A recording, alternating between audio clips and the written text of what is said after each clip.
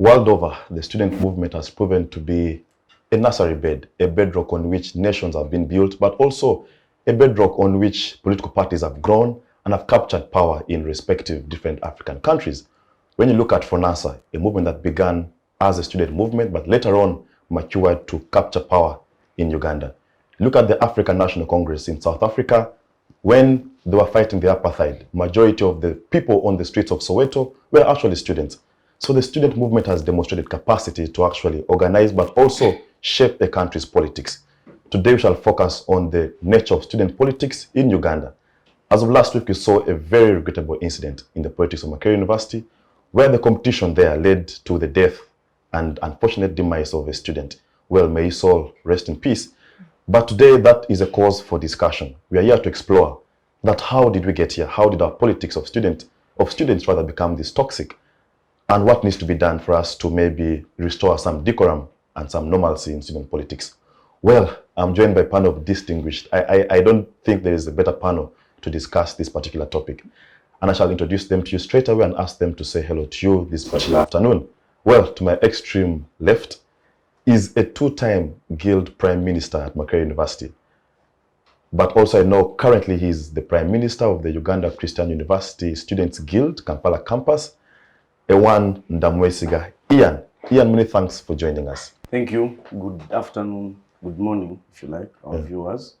And we are going to today put in context the issues that have a bearing on the students' politics and the dispensation of the leadership arena in universities and other institutions of higher learning vis-a-vis national politics and the degree and extent of influence of national politics in students' politics and what can be done to mitigate the excesses thereof.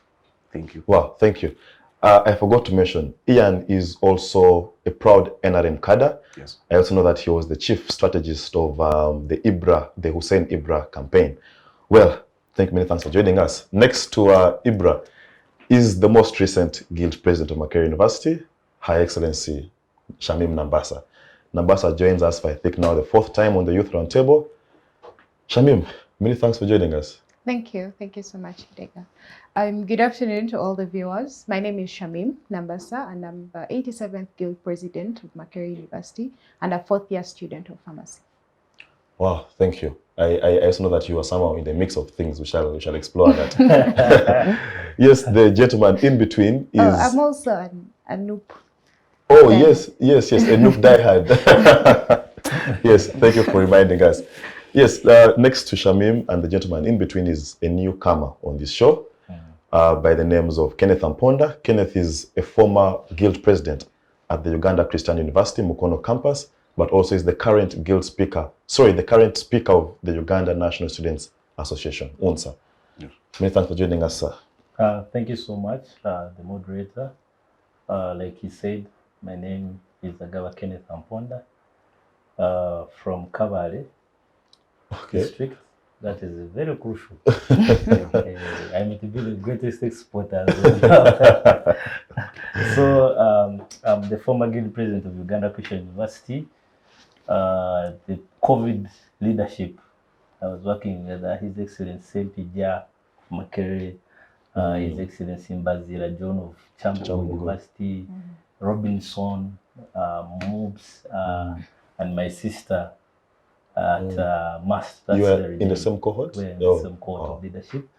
It's a pleasure to be here. I also serve as the speaker of UNSA.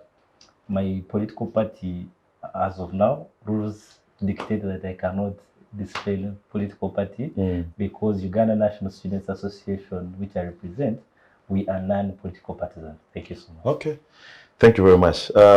Next to me is now his second time on the Youth Roundtable, Mariam Iculet Arikosi.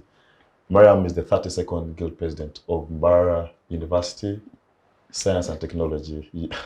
That I've just failed to master that thing. Yeah, the addition is the issue. Yeah. And also you are a Chevening scholar of this particular cohort. Yes. Many thanks for joining us. You're welcome. Thank you for having me. Greetings to you all, our dear viewers. My name is Arikosi Mariam Iculet, and I'm privileged to be here to discuss on an issue that directly affects all of us, not only students, but the entire state of Uganda. I was the 32nd Guild President of Mbarara University of Science and Technology, and I'm also a scholar under the Chevening Scholarship for the 2022 cohort. Thank you for having me. Wow. Well, as you've heard, the panel is really distinguished. Well, genius, let me just begin with you, and for obvious reasons. I have, at least I know all of you, but one thing I know about you is that you have the most experience in terms of student politics here. You've been to the highs and lows. You've served, you know, at high levels. The question that I would begin with is that how did we find ourselves here to a level where students are killing themselves to become guild presidents or to become whatever position that they're looking for? How did we get here? Thank you. Thank you so much. The anatomy of students' leadership historically has been that students' leaders are people that are chosen by students themselves to represent and administer over the students' body. Represent means to take your views to another level in the circle of management. To administer means to run the day-to-day activities of the guild and to ensure that the students do not lack in simple casual providities. Historically, the students' guild leadership has been an avenue for students' leaders to air out their nursery bedded opinions and ideologies to the greater domain to ensure that what happens within the students' bodies and students' movements makes greater sense in the picture of the nation and the globe generally. What we do not see today, and we have seen many times before, which in my opinion has been the genesis that has precipitated the anomaly, is the failure for the engagers at the outer levels to come in with in tandem energy. What happens inside students' politics is different from what happens at national level. However, the core is the same. The national politics bleed from the students' politics. At students' leadership levels, people are supposed to be nursery bedded. We are supposed to see ideas. We are supposed to see the craft of what at national level creates the general picture being embedded into the students at a younger level, so that when we are growing into the outer domain, we can throw the light that we have been given even at a younger stage.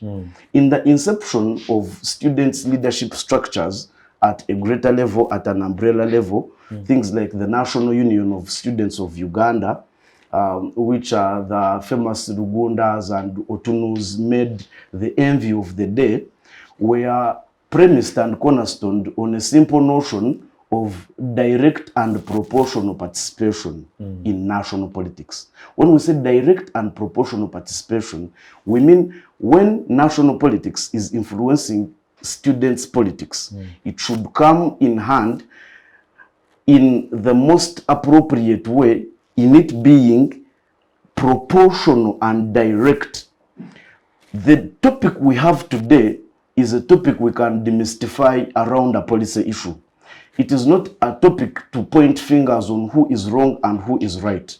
We have generally a system of operation of students' politics where a person who engages from outside does not bother to know what is happening inside before they engage. It is not them to blame. It is not the students to blame. It is the environment we have that is going to be blamed. Thinking moving forward, we have an opportunity to put this issue to bed once and for all. In my opinion, political parties are organizations that should have the impetus to mobilize their structures from the very grassroots level. When you look at how political parties started to engage in university politics, even historically, it used to be a chapter model. When you have the NRM creates an NRM chapter within a Makerere university. When you have the FDC has an FDC chapter within Makerere University. Don't forget that there is a mainstream youth chapter. Okay? There is a league. If you're talking about NRM, we have a youth league in NRM, which Youth League is supposed to directly take on all youth issues, part of which are students' issues. But we also have independent chapters that are off-structured from the league. Therefore, these chapters are supposed to be in the universities to mobilize around ideology. Ideology. What does NRM stand for? And how far can students go to understand what NRM stands for? However, when we use it as a springboard to further our interests without regard and bearing on the level of the politics that is being exercised at the student level, we are going to inevitably exercise some excesses. We are going to have people engage in a way that is over and above what is acceptable and tolerable in the students' dispensation of politics. As the discussion goes on, and as I hear what my colleagues have to say about the entire structure or nature of students' politics, we shall have to look and interest ourselves into the dimension of how we can create a policy-centered solution towards this perennial problem. Let me give a precursor that students' politics have been very violent for a very long time. We have just been unfortunate that this time around a person has lost a life. But this could have happened very many times before today. Yes, really. If you have been engaging, if she was a candidate, she could tell you. Unfortunately, they have not engaged in Makerere politics. But since she has engaged in mass politics, I am sure that the gap is not quite big. If you have her being supported by GGB and the Lombok squad, and they have an opponent in Metro Hall who will be supported by RGB and the Metrolex squad, every time they crash, expect serious violence. Don't forget that this is not only when we are in campaigns. Even outside campaigns, on other social events, you have been part of that kind of dispensation. And you have seen social events, purely social, a freshers ball, bazaar, a soccer game between, say, Lumumba, or even between Makerere and Chambogo, but when Lumumba and Mitchell will crash there, okay, we have seen the engagements of students being intoxicated. Largely. So is it sort of a power struggle, an internal power struggle? It is an internal power struggle, and I want people to diagnose this from the... Yes, no, Genius, I have to bring in Mariam, because otherwise you will explore all the angles. Mariam, you've heard what Genius is trying to put out, that what we are seeing within the universities is only a replica of what is actually outside. We haven't seen cases of extreme violence in your elections. But I think it's only a matter of time before you actually get there. Should things continue the way they are, should political parties continue to have vested interest in student politics, I think it's only a matter of time before you get to where Makerere University has gotten. So my question to you is, how do we find ourselves here as students, people who have been sent to school to study, but the level of participation in partisan politics, to me it is alarming. Yes. So give us your own perspective from mass, but also the general view of student politics generally. Yes, thank you very much for that. I would like to begin by, first of all, observing that from what my comment has said, the issue isn't necessarily the political parties. Exactly. There are underlying conflicts that make different individuals collide, and it is easy to simply generalize it and allocate that conflict to the political parties. For so long, we have seen political parties participating in students' politics, and this dates back to the 1960s. Students' politics has been a forerunner for pushing for national interest. And the big thing why students' politics in universities is that way, just like Biaruhanga in 2006 did a study in Makerere, he said that this is because universities have a conscience where we feel obliged to champion national interests because they directly affect us. So public issues within the state and also within universities largely affect the interests of students. So in no way will a university full of intelligent and intellectual individuals sit back and watch as different things happen.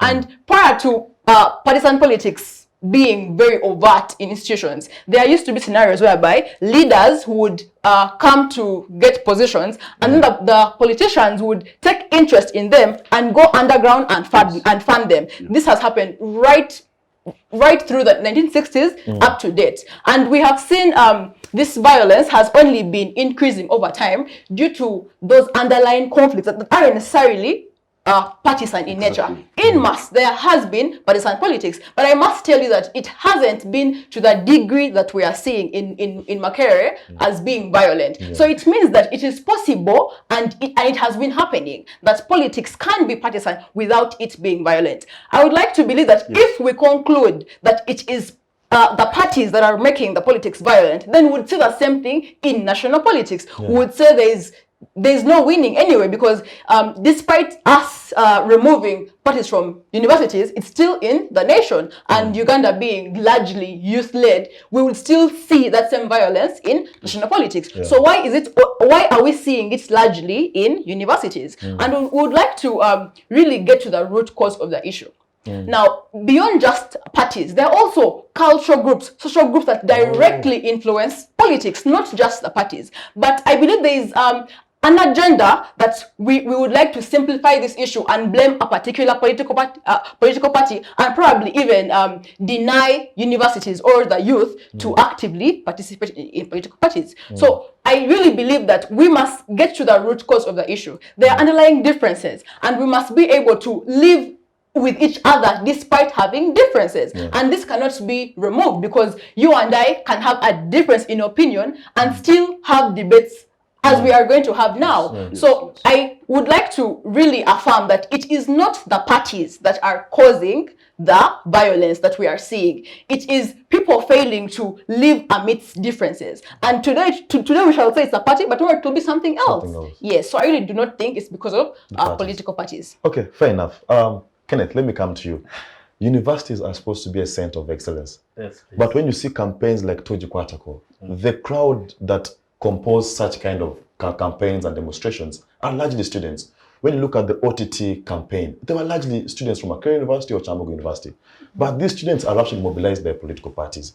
So I still hold the opinion, well, I am supposed to be neutral, but I hold the opinion that political parties cannot be exonerated from the violence and from the bad politics that we are seeing at students' level. So from your own perspective, you've been at the helm of student leadership at UCU.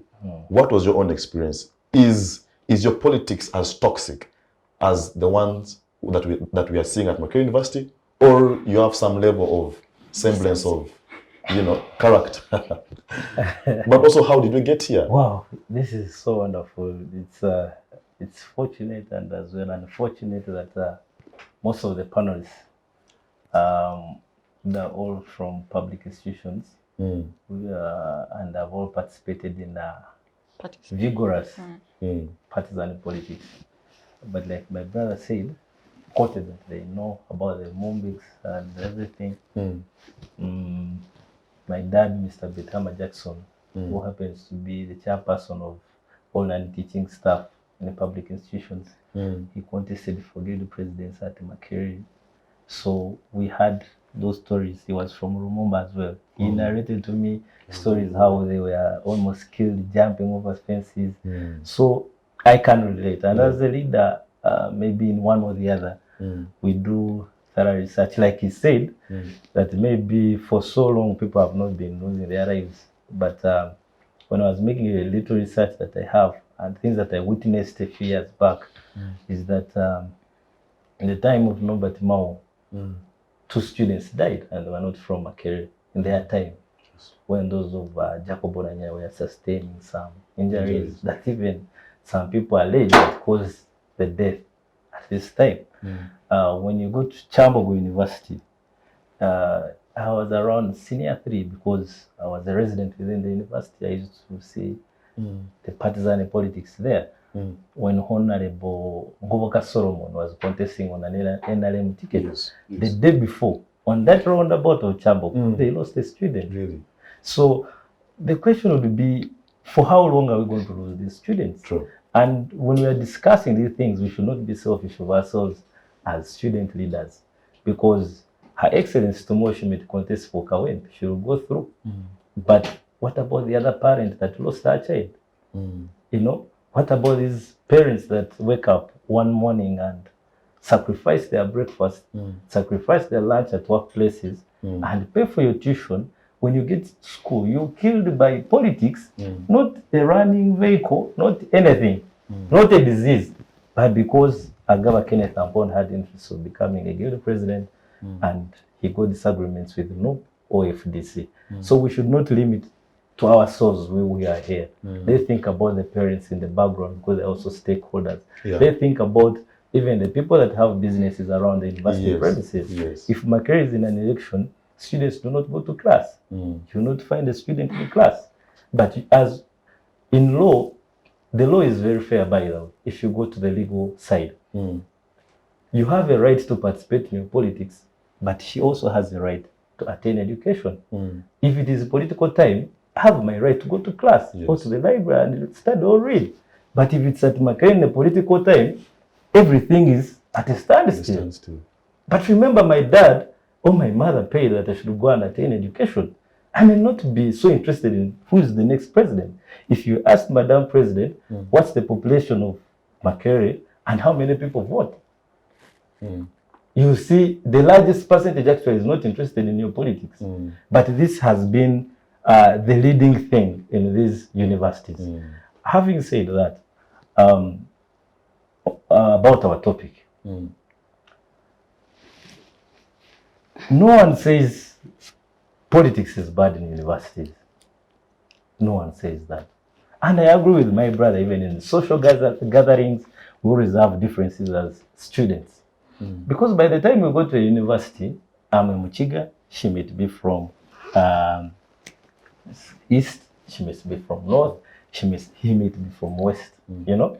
We already have those differences by the time we go to university. Then when we reach at university, we even get differences of faculties. Because at UCU law faculty, they look at themselves as the goddesses and the goddesses of the university.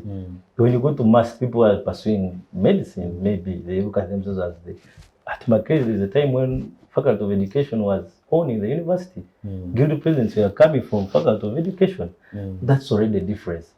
Then we have differences created by even gender. People saying, this time should be a president female, this time should be, all those differences are there. Then at the helm of it, we have party differences. And my brother, let me tell you one thing. A party difference is far compared to even a tribal difference. I tell you the truth. Because, let me give you something. Yes. Let me first interject there. It's very well. Yeah, thank you so much. I know it was not yet my time to speak, but then I disagree on that very point of political parties go deeper than the other things. You see, in Makerere, we have attachment to different things. For example, I'm a boxer. I'm a resident of Mary Stewart. If you find me fronting Lumbok Solidarity on any day, I want to tell you that during my time I had the NUP card and I was supported by Lumbok's GGB. But this time round they had Hussein Ibra, who is NRM. And they are there. So should you tell me if they were for parties, they wouldn't be going with NUP and then the next day they go with NRM? Fair enough. Just allow Kenneth to make his point. But let me tell you one thing. Yeah? When we are looking at these political parties, like she said in Rumumba, this time they are supporting NRM. Last time they had supported. Those are fair plays in politics. How? If you notice what Ibrahim did last time, Ibrahim supported a no person. Am I wrong? No, you're not. Ibrahim, who is NRM, supported a no person. So there are some people who are more wise in the political cards, like Ibrahim, who did the first time and supported no. This time he comes on an NRM ticket, but now remember you fixed in one thing to say, this gentleman supported us. So that was the political card played by Scratch my back, I scratch you. Now let me tell you one thing. Now these head politicians, for them, the Shamims and us. For us at the front of it, we shall say, politics does not divide us. Because for them, the cards they play in their houses there at the moment, it's more data than this common student who's at the back, waiting for the candidates that will be fronted. Now, the divergence usually comes at the top when they have finished to select these people, and the competition has come there at the top. Yes, you know, yes. that's the difference I'm talking about. But these political cards played from the backward, I can sit in the table with you. We are from different parties, but I choose Shamim after we have fronted her as a candidate, and now we are at NRM. No, we are no longer at Lumumba. NRM has fronted, NUP has fronted, FDC has fronted. That's where people forget about your things now. So the political personnel is here at the front. We always portray that political parties are the best because they gain. We gain as politicians. But when you go to the common person that we are representing at the moment, that's where the problem comes from. Now, having said that, I'll bring you to the point of how political parties incite violence. The University of Ghana also had the same challenge that Makerere has. University of Ghana is the biggest as Makerere we have here. We also had a challenge of political heads. The way they are mounting into the university, what? Politics. In Uganda right now, that's the problem that we are facing. During campaigns of Makerere University, Madam President, the good thing you hear, among the pictures that were showed within that university premises are political personnel from different political parties. And you would find even people who do not qualify to be valid voters, but they are people from Katanga, people from UCU. I will comment on that. People from Kamocha, they are not students. They are not in the bracket of students. I mark the word bracket of students. Now that you mentioned Kamocha, just allow me bring in Comrade President. Comrade President, the National Unity Platform, the political party that you subscribe to, has been accused, and I will use my words carefully, has been accused for being at the center or for orchestrating the violence that we have been witnessing at Makerere University, but also around other public institutions, to a level that has led to the death of a student. How did we get here? Do you think that the NUP is being accused falsely, or you have actually played a role in this? Thank you. Thank you so much, Moses. First and foremost, I think there is a debate that people are trying to bring out that I don't think should be the debate at this very point in time. That we've been in situations where the people that are meant to be addressing these issues are not actually on ground to find out what exactly is happening. That we find right now everyone is saying political parties should be thrown out, and it's now the debate around political parties. But then I think for us, if we are to actually address this issue, we must appreciate where it's coming from. That while we sit here and tell you that these people are actually divided along whole superiority lines, that everyone is trying to show that political parties most times come in at the end of the day, that they're just the icing on top of the cake.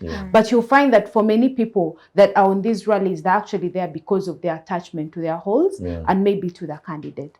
And I've already given you an example that last time I was supported by GGB. Right now they're supporting NRM. Last year, Nkrumah and Sibira were supporting an FDC candidate, and right now maybe they have a NUP candidate. So you find that the cards are always moving around, but then the people that are supporting these people remain constant. So I think for us, it's going back down to the grassroots, that actually how did we get here? Where do they start from? That these people actually, even during jogging, though if they find each other, they will fight. And it's not that they're supporting Dangote or they're supporting Justice, no. But just that they were joking and Mitchell Hall found Lumumba along the way, they will throw stones and fight. So is it because of political parties? Are they fighting at that very point because of political parties? We had bottles being thrown at the Freshers' Ball. Why? Because Hussein Ibra, who was organizing, was from Lumumba, and they had fought with Mitchell during Day Over Sports Gala. So do the people who are addressing these issues actually know about these factors? I was on council when Mitchell Hall attacked UH, and the first thing they said, close Mitchell Hall. I told them no. Why are they fighting? Have you gone down to address those issues? Have you met with the SCRs of those places? And they're saying no, suspend the SCRs, all of them. And it was at that very point that I believe had University Council come in to solve those issues of whole superiority, whole differences, wouldn't have gotten to where we are today. Coming to the point of political parties, you want? I could have, but you first. Yeah, just allow us. Coming to the point of political parties, I want to believe that while we may say, yes, they shouldn't be influencing and all that, we can't shy away from the fact that the politics of the universities, the politics of institutions actually does shape national politics. Yeah. If NUP is a youth party, if it is believed that NUP is supported by the youth make up 75% of the population in Uganda right now. And Makerere University alone has 40,000 of them. So if today they showed that actually we as Makerere University have chosen a NUP candidate, that is clear that, you know what, NUP is actually here. And I think while we may want to blame, because I'm seeing people wanting to use this situation as a witch hunt on opposition, we can't shy away from the intolerance with the way the intolerance that the university administration alone does hold against people. I've had comrade here, I was talking about having chapters. Yes, it is good. But then these chapters are meted with the same kind of intolerance that NUP at a national level does face. And we've seen this before. I mean, Nawangwe suspended 2 candidates from NUP. They do not allow general assemblies to happen, which are being organized by chapters. We have a MAC chapter, NUP MAC chapter. So I don't think that is the solution now. So were there suspensions in contravention with the law? Yes. I mean, it's the intolerance that I'm talking about. That if someone is organizing a general assembly, does it mean, because we can now go deeper into what actually the Freedom Square is supposed to be for. These are grounds where people who wish to strike, people who wish to demonstrate, students who wish to raise an issue are actually supposed to assemble. Yeah, the key word is freedom. Right? Yes, it's Freedom Square. So why then is it now a crime for us to assemble at the Freedom Square? Let's just allow Genius. He had a point earlier, then Kenneth will have you. Yes, Genius. Okay. So I wanted us to realign, to streamline the flow of this debate so that we stay focused on what the actual issue is. My thinking is that from the political standpoint, it is much easier for us to argue against the involvement of political parties, because we cannot take away the fact that these parties who bring in people at different levels, technocrats, supporters, financiers, logistic managers, these people bring in people at different levels in these campaigns. And since they bring in people, we cannot shy away from the fact that these people that are brought in are not domestic people in the university. So if anything comes to happen later on, anyone who can politically blame it on them could have their fair share of rightness. However, the actual problem that befaces the university in regard to violence in students' politics is the internal incoherence in the university structure, in the setup of the halls of residence. There is a power struggle that is not about to end. What we can talk about is how it can be managed. The University Council, ahead of the race before theirs, came up with new guidelines on elections. These guidelines, if you can follow, were trying to create a paradigm shift from what we had previously, which was having a rally per hall. Yes. If you remember, back in the day, we had a rally on each hall. The 12 halls, the 9 inside, and then we have Galloway, and then we have Kamero, and then Freedom Square. There were the 13 rallies we used to have, okay? These rallies, for the same reason we are talking about, the University Council sat.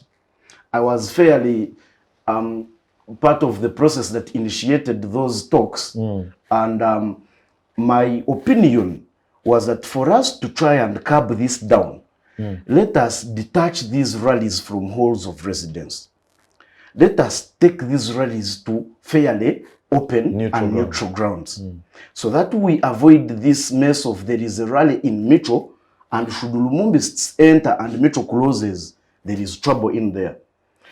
It was luckily adopted, and it was taken up by council into the 2019 Guild election guidelines, which suggested 4 rallies, one at the rugby grounds, one at the main grounds, main football grounds, one in Ginger, and then one at Freedom Square. But Genius, just 1 second. Yes. That proposal, good as it may be, has been accused of having killed the actual spirit of politics. Actually, Yes, I in feel the students, so. yes, Yeah, yes, I agree. yes, I yes. think that's where the That's- problem started from. Because I don't think that we should be proud to say that we detached student politics from the halls of residence. When you're Because looking at it, I think that's when what you- made when you- Actually, politics that's what now it the is. problem now. when you look at it from the point of view of having the cultural heritage of Makerere that we pride in, of I Yes. am a Lumumbist, of the other one comes from Livingstone, Yes. the rallies should have stayed.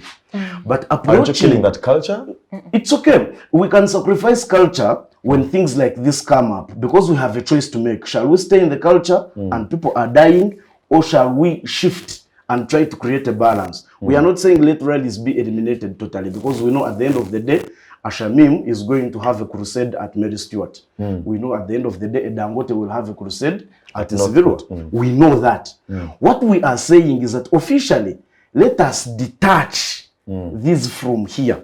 My thinking at that very inception was that when that happens, we are going to have student politics that are less contagious in terms of these power struggles. Don't forget we are universally agreeing, if you like, that the genesis that precipitates this problem is the internal power struggle. On any day, even when there is no campaign, you will see Mitro and Lumumba fighting and at the top of their weapons.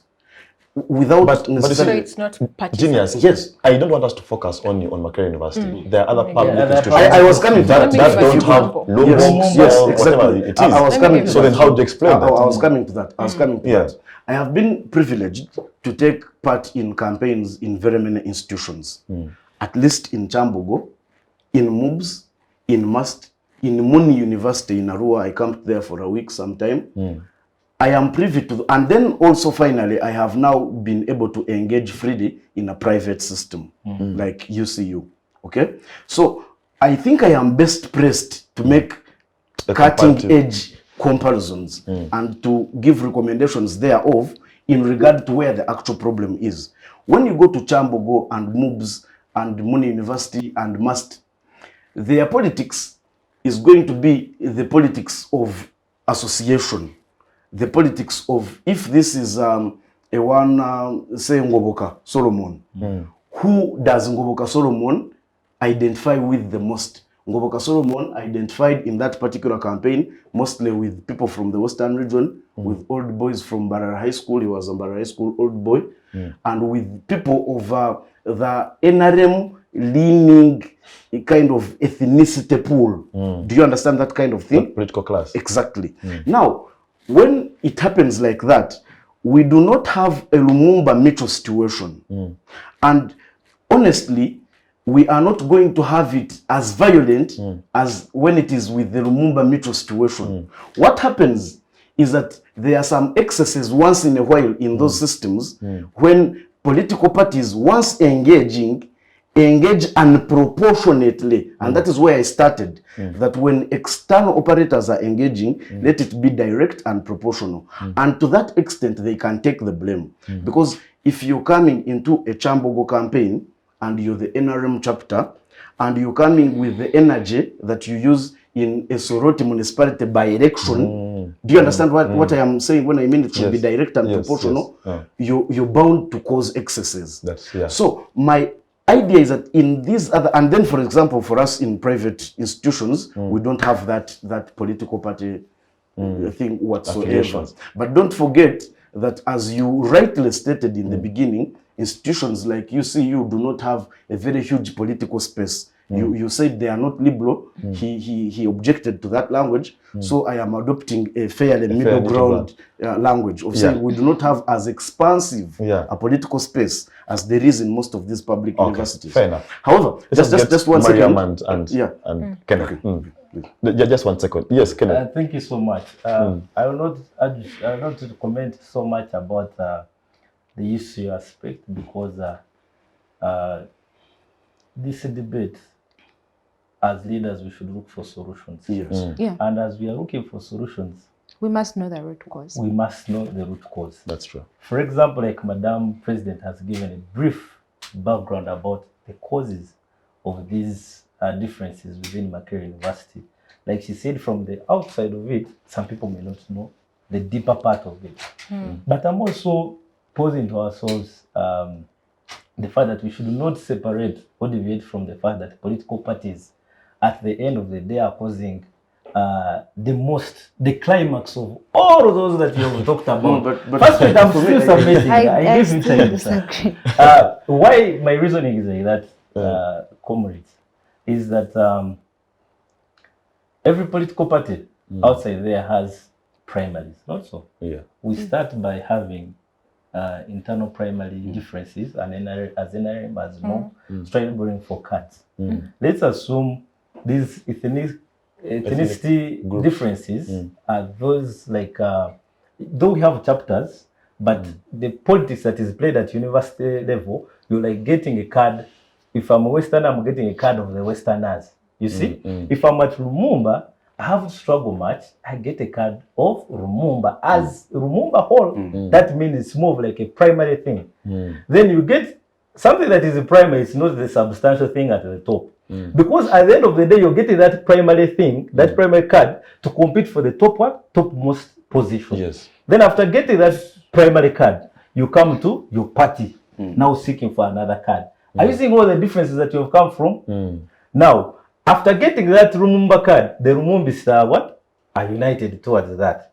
When you get to the party, you reach to the party side, maybe you get your NUP card. When you get to the NUP card, now the divergence increases to party level. Now, when you're contesting there at the ballot paper, these campaign rallies that we have, we never have Lumumba rally. I may not be from Lumumba, but I like a one FDC person because he was at Mbarara school. I was studying from there. Or because he's a Westerner, or because he's a Northerner. But now when we reach here, the thing is FDC, nope. NRM. So there is no way we are going to debate this whole thing. We run away from the fact of political parties. What happens in political parties when they reach there? These people, like he said, he commented about it. It has been evident that, for God's sake, the electoral commission in university level is chaired by the chairman, electoral commission, and also supervised by, I think, the speaker, interim, and dean of students. The same energies they use in national politics as political parties, they bring it and exert it on an electoral commission of a one Amponda, even when the National Electoral Commission could fail to organize or have a peaceful election. And even the same insurgents, when we were having Arua by-elections, those of Honorable Biliganya's death, people were being shot, people died. So are you saying things like the NUP having its Secretary General coming to the Makerere University grounds, rally grounds, is some of those excesses? Those are some of the excesses. And now, they do not end on, because the Secretary General, if a Secretary General came, for example, Honorable Ruvongoya, yes, I believe his speech would match exactly to what a student would want to listen to. He has gone through the university, he has understood the university language, and he knows what to communicate to the students. But where does the problem come from? Universities never mentor their leaders. They have university chapters, but the political parties, but they have less time to mentor these young leaders. Even at the time of rallies, looking for party heads, some people are just strategists. You do not grow with the spirit of NOP, or you do not go with the spirit of NRM, but you see, you calculate that at Makerere, you need NOP to go through. Now you find that the student does not have the culture of that party. They do not have the morals and values of a party in elections. Now when you get to the ballot time and even in rally time, what makes it worse? It's not Ruvugwea who comes. No, it's the other people. They pay the 5,000 to take alcohol, to take marijuana, to take all sorts of drugs, to come and give a spirited rally to the NUP supporter, to the NRM supporter, to make sure that NRM goes through. If you look at how much money is injected by these parties in these university politics, even I think some parties that I may not mention, it may be higher than the money they give to the road councillors here in Central. But what is causing that? The excess powers exerted by political parties. Okay, yes, Mariam, thank you very much, Amponda. Very good argument there. Thank you very much for that. I would really like to start by re-emphasizing that, as my colleague has said, I think we are deviating from the discussion. Yes, there may be an issue of political parties can influence students' politics in a sense that maybe a leader who subscribes to a particular party may at some point put aside the interests of the students for the political party and vice versa. But I really do not believe that the political party in itself can incite violence more than the other underlying factors that are present in the institution. So if we were to debate about political parties, let's go in the angle of maybe they influence politics based on resources. Maybe someone who would ideally have been a leader will not because they didn't have the same resources that another person had who was in a political party. Or maybe a leader who maybe comes from NUP may find it hard to lobby for services in an NRM ruling government. So in that aspect, yes, political parties may have a negative influence in university politics. However, the actual issue is here, like in my case in MAST, we had partisan politics, and we had NUP, we had FDC, we had independent candidates, But and no violence. there was no violence. Now, there even came a time whereby all our rallies were just following each other. The rally of NUP, the rally of NRM, all of them were following each other, and still we did not have violence. So I do not believe that we can just oversimplify the issue that happened in Makerere to mean that it is because of partisan politics. I believe that there are other factors that directly affect that. Now, we can form mechanisms that can probably alleviate this issue or reduce the likelihood of this happening. Like what Mariam said about how they tried to remove the rallies from the halls to bring them out, or having more organized roadmaps for different camps to rally, to avoid situations whereby the same camp is fighting for space in the same locality.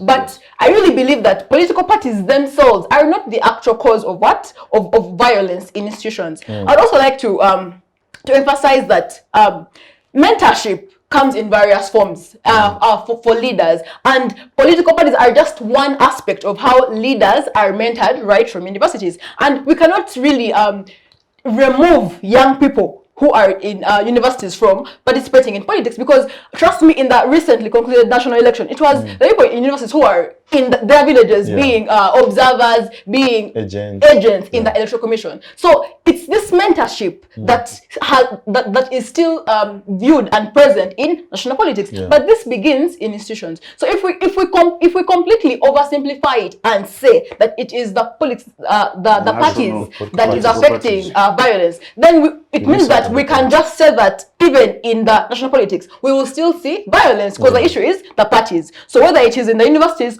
or in the national politics, we'll still see the same violence. So for me, I really believe that we should not just conclude that it is only the parties. It is actually it is actually different factors. For example, in my university, like he said, there are different groups that actually influence politics. Yes, there is gender. Yes, there is the cultural groups, especially. I believe it's the cultural groups even more sometimes than the parties that influence politics. I remember when I was campaigning in Mbarara University, it's in northern Uganda, and I come from the east.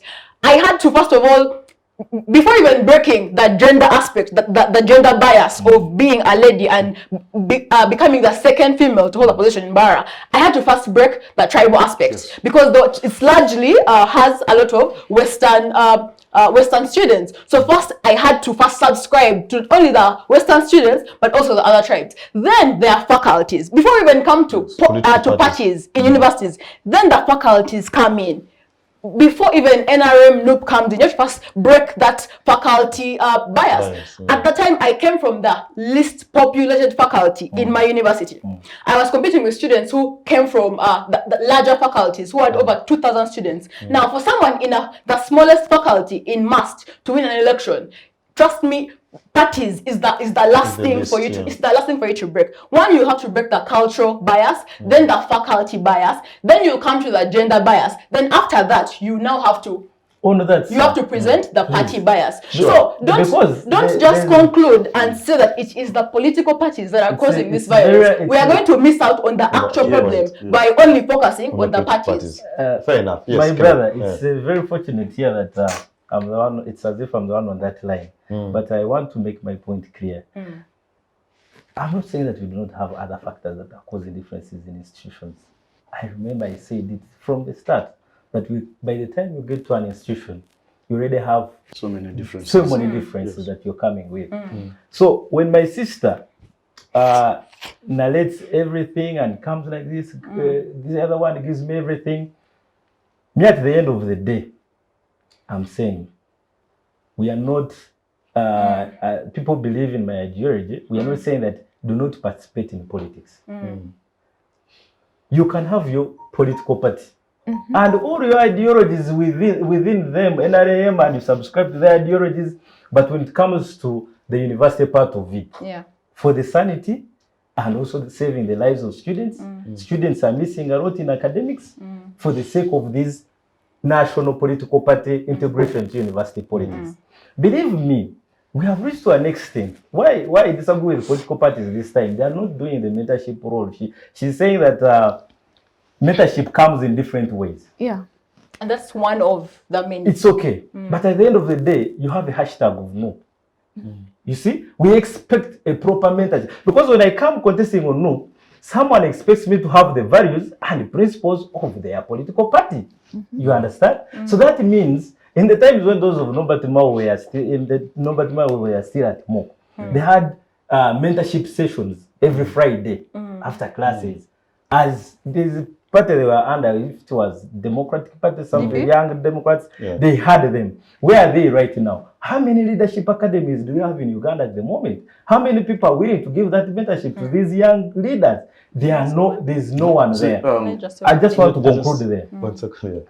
When you reach at the helm where student leaders, we are saying that political parties are not bringing the divergence, then the question would be, why is it that most of the people are fighting? After all, you have fought this Rumumba and everything. You cannot tell her to have an NIM ticket. She will come with a strategic ticket that she's in need of. That even if you offered her an alternative, she'll say, come what may, I need this ticket. Now, whenever you get a ticket of a political party, in my reasoning, you're not owned by now the students that have brought you to that level. The Rumumbists, the everything. Now, the advice you're going to get is from the secretariat. The secretariat. And that's how money comes in. And we are always infiltrated. When you look at your campaigns and mostly now, the case study may be Makerere. They can, because they are very much involved in that politics, they can explain a little better about that. But when you look at the pictures at the rallies, you cease to understand whether this is a student rally. People are carrying pangas, people are carrying sticks, people are carrying knives. Political parties, trained mercenaries. Let me just say one thing. So, we do not disagree that parties are one of the things that probably breed conflict in universities. But where I personally disagree from where you stand, that it is the climax, it is at the helm of what causes that violence in universities. At that point is where the disagreement comes in. But yes, among other factors, parties is one of the things that really feeds that antagonistic relationship. But it is not at the helm of what is causing the violence. So I really believe that if we take that angle, we are going to really miss out on the actual factors. Like, there's so many driving factors that actually cause this violence. But if you say it is at the helm, then we're going to focus more on the parties and then forget the actual issue. Then if, yes, you're saying that maybe the parties aren't doing enough to mentor the leaders, there we can agree. They could probably do more than what they are doing. But that isn't what we're talking about. Another time you can say, what else can parties do to maybe mentor leaders even better? Wait. The topic today is about the nature of students' politics and largely having that undertone of the violence and conflict in universities, right? So yes, in terms of parties doing more than they are doing presently in universities, hell yes, they can probably do more. But when you say that they aren't mentoring leaders in institutions, we are forgetting that first and foremost, we are there as students. So there are other factors and other stakeholders that should also be mentoring leaders in universities. My question is, amongst them include are you trying to say that, let me first ask you something. Are you trying to say that the failure to mentor leaders is the one causing the violence? So in simple terms, it's these leaders who are not mentored that are pushing for the violence? I think we went so much and attacked an explanation of the point of political parties, because we are debating about some of the things that are causing violence during, let's say, election times or political times in universities. And among the points I was driving, I myself was saying, after all differences, we usually have that one difference that is creating at the top that causes the worst things. And political parties, the reason as to why now they have lost track in universities is that they are not doing thorough follow-up of their leaders and mentoring them, grooming them, preparing them for what? For those campaigns and everything. How do you conduct yourself? How is everything? Now, where does the problem come in? My sister, we are not the only nation on the African planet or African continent. When you go to Harvard University, they also have political parties.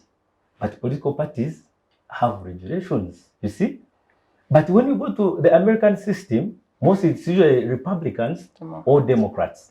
And for them, unlike us, they usually aim at the debates that are usually conducted at Kennedy Leadership Academy. When you come to contest as a guild president at Harvard University, you go for a debate, which is the final determinant. But in Uganda here now, what political parties are teaching us, that when you have masses, you're good to go. University of Ghana, I gave you an example. They also had the same challenges of political parties. We might argue and bring in differences of classes and what, but you cannot leave out the issue of political parties. What did they do? They called on board all political party chapters and also the political party leaders. They made discussions. You can have a political party at the back of it, but at the university front line, we can have flat politics. So saying this one is Shamim contesting Makerere student, Makerere, and you put, let's say, your faculty or something. Yes, differences will be there, but we shall have limited the external influence, which is usually the problem. Political parties as political parties, it's not a problem. But national political parties coming into university politics with the excess forces they have. Exactly. And now where the difference comes in at Makerere, by the way, because this is the best university we have in Uganda and even East Africa, if you go to see. Government, all political parties, even in my Jema, all of them, they are targeting the what? They are targeting Makerere University. So that's what usually brings. It's, for you to say it's not a bad thing. But to a parent who has lost let me explain to the parent how it is not a bad thing. Let me first conclude that point. To a parent who has lost a child, or to you when you grow up and marry someone and lose a child in that ruckus, you'll see that political parties are a problem. When they bring that extremism in Makerere University, because of the fertile soil, someone knows that if I have Makerere University, you see last time when FDC won at Chambo, FDC was like, now we have risen up. Nope is nowhere nowadays. Now, it's at the expense of the student in Chambogo, which service is he going to have at the Chambogo level. So, you cannot leave out political parties, mostly in Makerere politics. It's the cause of the whole ruckus. Fair enough. Genius, just before we go for the break. Yes. What I need us to break down is the structural cause of the violence that underlies students' politics. It is unfortunate that we come today at the backdrop of a student who died because of a political campaign. On another day, we would be here to talk about issues that pertain a student who died because of a Lumumba metro fight without politics attached to it. Before you understand that, you cannot understand where people like us are coming from, okay? That on another day we could have been here to talk about a death, but it's totally apolitical. It is detached from the politics. Do you understand? The solutions are based in how we can make politics at universities politics of ideas and not politics of numbers. Do you understand? Do you understand? When I was talking into the idea of detaching rallies from halls of residence, for us to compile them at one place, I also talked about increasing the number of debates. I happen to have served as a PRO on the Electoral Commission of Makerere before even becoming Prime Minister and blah, blah, blah, blah. So I was speaking from a little bit an informed point of view then. I was telling them that can we now have 4 debates instead of 2 and 13 rallies? Can we have 4 rallies, 4 debates? My idea is that progressively this can also be reduced. I would like to see Makerere where they have 1 rally. The final may be Freedom Square rally, and they have a series of debates that are thematic and faculty based. What is happening now? What is happening now is that there are four rallies. A rally happens at the rugby grounds, at the main grounds, and you see, sorry that we keep talking about Makerere, because it is locus classicus in politics and violence when it comes to at least what we are talking about. That's true. So, structurally, what changes should be how we let the students engage. Because if we restructure the degree and engagement of students, we shall have inadvertently limited the capacity of political powers to influence goings on. If we have only one rally, NRM and whichever other political parties have only one rally to come and influence things in Makerere. But if we have 4 rallies, they have 4 rallies Just to do a that. question just to him, Yes, to guide please. him on his. Yes. What does it take for a student to die in a rally? And that is what I was talking about. Not looking at It numbers. is, yes, yes, It can be one rally and kills 10 students. Exactly. And you see, that And is where I takes power started. from. That is where I That's started. right. That is where I started. I started by saying that it is unfortunate that today a student died. But on very many other occasions before, I have personally witnessed so many occasions where a person could have died and it just didn't. Perhaps the blow It wasn't split up political. and it was not political per se. Okay? So I am saying, can we have these rallies reduced tremendously? Okay, risking not to take away the culture and heritage of Makerere, we are going to say that let us have at least a rally. We cannot say let us eliminate all the rallies. But if that were possible, I would have gone for that as well. Let's have debates at faculties. Every day we go to SEDAT today, the other day we go to TRUS, the other day we go to Health Sciences, the other day we go to COVAB, the other day we go to COBAMS, and the candidates are dispensing ideas and knowledge, but rather not noises and crowds. That's 1. 2, can we extend this guild tenure? It is something that is very intriguing. I have been thinking about it for a long time, and I am happy that a time comes when it can see the light of day. Can we make the guild tenure a 2-year tenure, so that we have people engaging in the politics only after 2 years? It helps also in continuity. All of us have been guild leaders. You know how much 9 months can't help a thing. Even if you came in with a plan, you do 1 or 2 things about that plan, and eventually another government is coming in. Can I ask a question? Yes, please. What if you're doing a 3-year course? I was going to come to that. I was going to come to that. In your second year, In London School of Economics, 2 years, don't in go London back. School of Economics, when you become a guild president, you take an automatic dead year to concentrate on serving the students in your capacity as a guild president. Okay? It is workable. It is not extremely out of context. What you have to align is the objective. What are we targeting? because then what happens to the other leaders, the ministers, and In the faculty US, we have a 4-year term, but we have mid-term elections for lower level congressmen, senators, and blah, blah. But the presidential election happens after 4 years. But after 2 years, we have mid-term elections. We can have mid-term elections where we have been having guild elections. We can have GRC elections, lower level SCR hall, but the presidency can be fixed so that this engagement we have that is rampant only comes in after 2 years. Okay, that's 1. 2, it will have helped in the continuity that we have a flow. We no longer have guilds that do not have any time to even implement. At the end of the day, people are going to be like, Shamim, what did you do for us?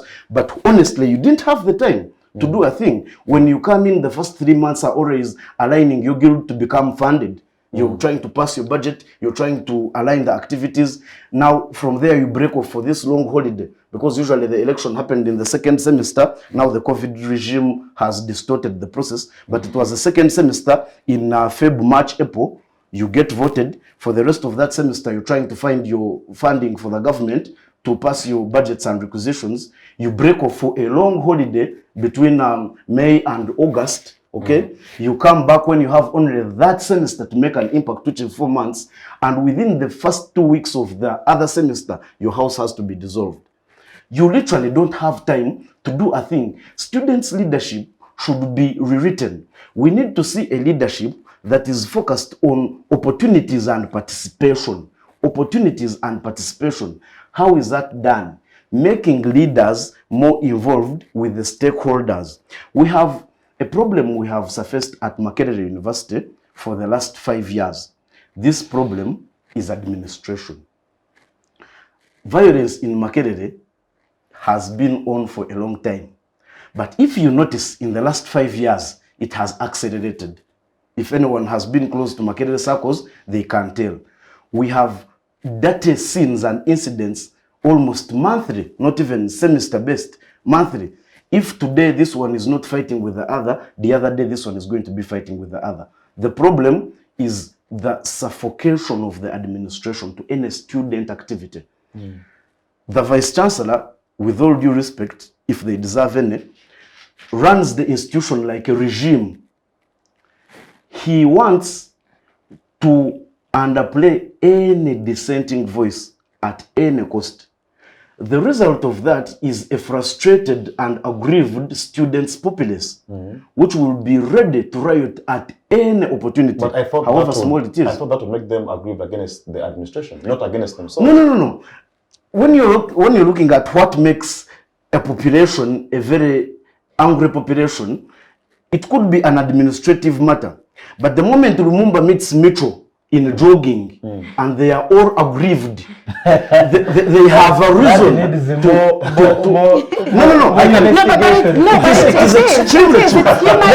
let us put it in context. No, I agree completely. You see, yes, Kidega, I do agree. Because you find that people have been suffocated.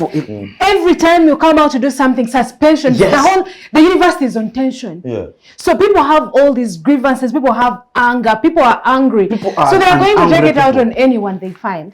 And then we can't look share at the away from Vice-Chancellor's reaction to this situation. The Vice-Chancellor, through the rubber stamp of council, us who have been in those corridors know that the Vice-Chancellor uses council as a handbag to rubber stamp his will, has just authored a letter declaring the resolutions of council.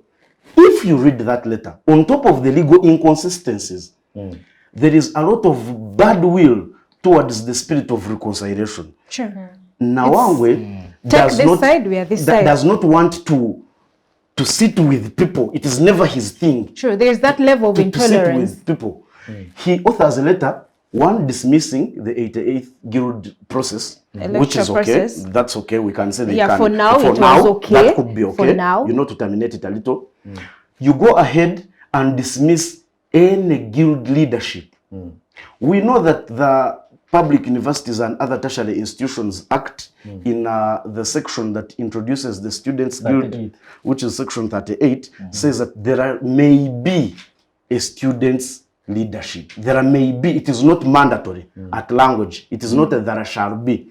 So you can choose to stop using that provision, the operations of the Students' Guild. However, you should know that any law should be read as a whole. You're not supposed to pick just the section that works for you. That works for you and implement it. When you look at the same 38 in 1L, section 38, subsection 1, paragraph L, it says there are, on the composition of the University Council, it says there shall be students representatives nominated by the Students' Council. And there shall be is mandatory to that extent. That means that council shall never sit legally without students' representation on it. Okay, can we just begin from that after the break? Okay. Because I think that is a very... and I am now going into the solutions direction. The solutions direction. Reserve that for a second. Okay. Many thanks for keeping it on the Youth Roundtable. We hope that you're enjoying this conversation. You also have an opportunity to participate. There's a comment section right below. Please put your comments on that comment section. If you agree with any of the panelists, please let us know. But also if you disagree, give us your alternative opinion. For now, we take a short commercial break and see you in a minute.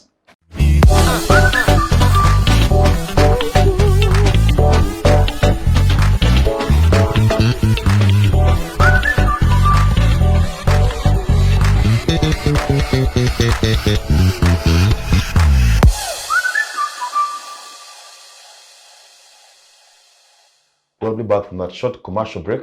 Well, without further ado, we shall cut straight to the chase. And Comrade Genius, let me just start with you. We have been having a casual conversation off air, and sentiments came off to say that the issue at, for example, Makerere University would be the administration that is closing the civic space of engagement. But then we hear, or there are allegations that this same administration is NRM leaning. you were at the forefront of the NRM campaign, but you are here telling us that the problem is the administration, which is affiliated to the NRM, at least according to allegations. Where is the middle ground in all this?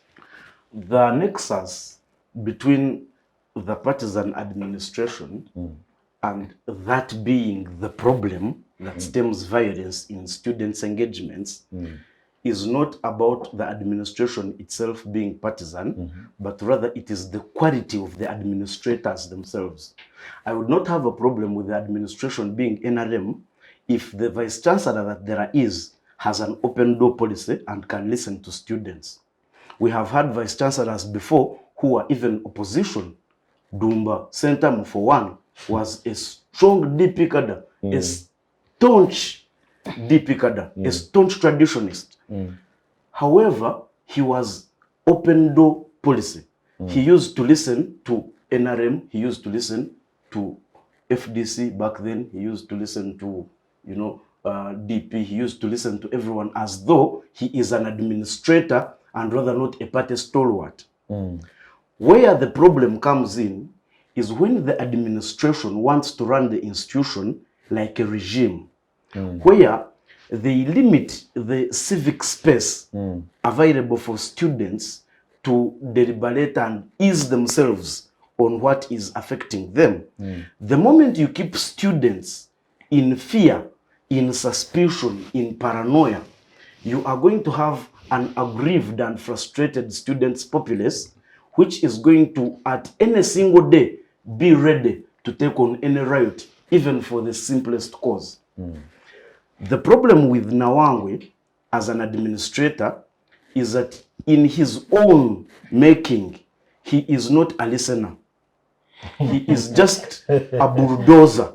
He wants to make a way regardless of the cost of making that way. Where that backfires is when you have a Shamim. Isn't that what Dambisa Moyo did recommend, that what African institutions need are benevolent leaders? Benevolence, leaders will try to make a way. benevolence in its at least most literal meaning, by definition, means being fatherly. It means that when you're a benevolent leader, you can accord an open shoulder for everyone to hide. But you do not be a benevolent leader by having people fear you. You be a benevolent leader by having people respect you. Respect and fear are different. That's true.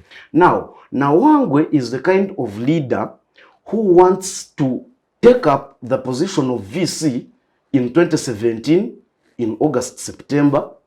In 2018, in May, he wants to promulgate a tuition increment policy that is unprecedented. 15%, not 1%, not 2%, even well knowing that the 1% and 2% made people strike up to when it was seized. But this person comes with a 15% increment policy, which he smears to have come from students, and he does not expect anyone to oppose it. That is simply not workable. He sustains a serious war with Makerere University Administrative Staff Association, which is MWASA. He sustains a serious war with the National Union of Workers in the Institutions of Education, which is NUWEI.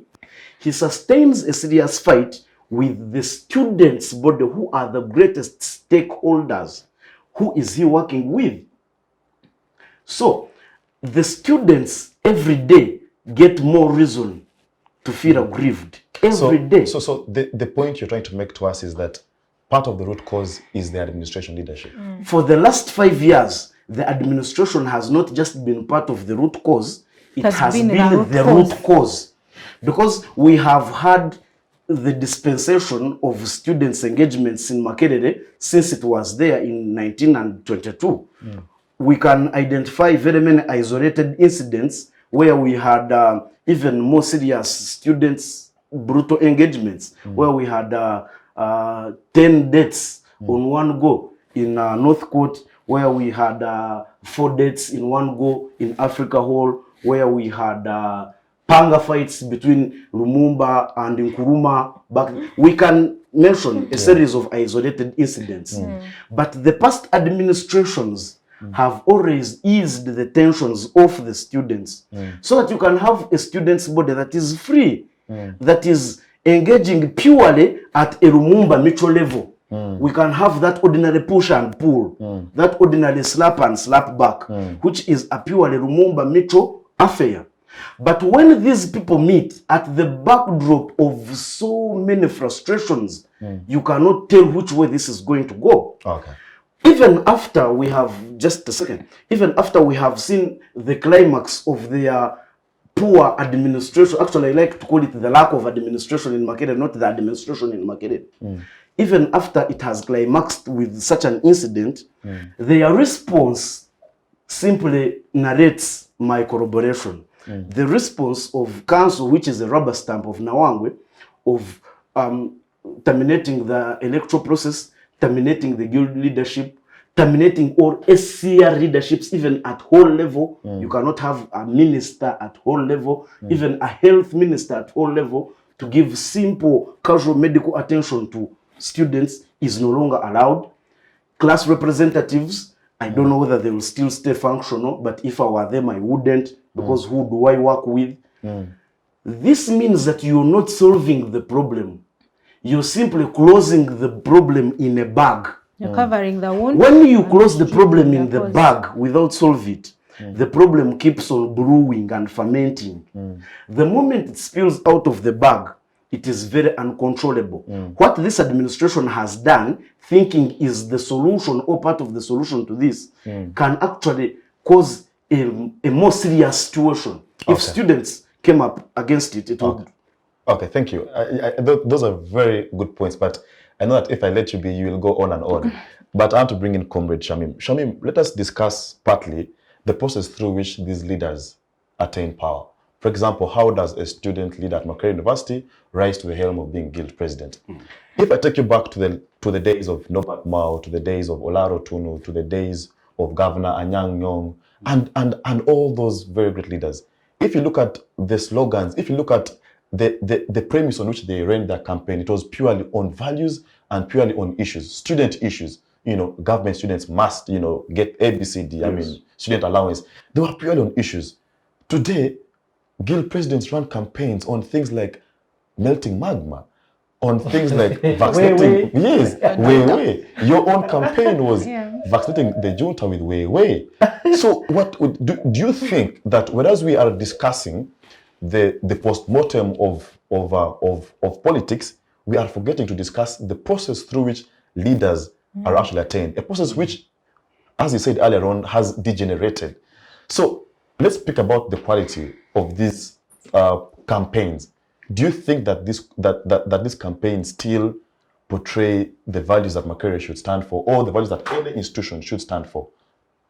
Yes, I think for most of us, we need to understand that the times have changed. Yeah, true. And we've come from times when someone can proudly say, I've been a two-time prime minister, I've been this, but then we are now in a situation where we have regulations that they're sieving. And that's where we need to come in and see to what extent does administration actually, you know, play a role in determining who the student leader is going to be. That right now they're going to tell you to be a guild president, you must be on normal progress, you must be having a CGPA above 2.8, you must have never gotten a dead year, you have no retake. So you find that we are going into now the class diehards, that we are having the bookworms now being at the helm of leadership. Okay. That even now, when we go now into the slogans and what people are bringing on board, is that it paints a picture for you that what kind of situation or environment are we working in. That much as before we had people saying, let me come and do this, let me, you know, government students allowances must be increased and all that.